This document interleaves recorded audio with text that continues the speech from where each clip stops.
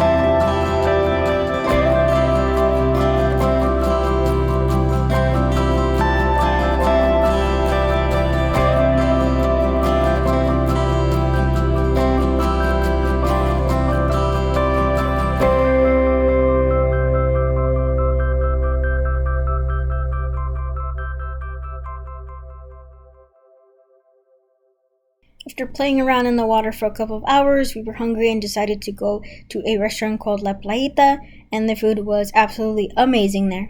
That's it for this video, and I hope everyone enjoyed it. Stay tuned for the next video.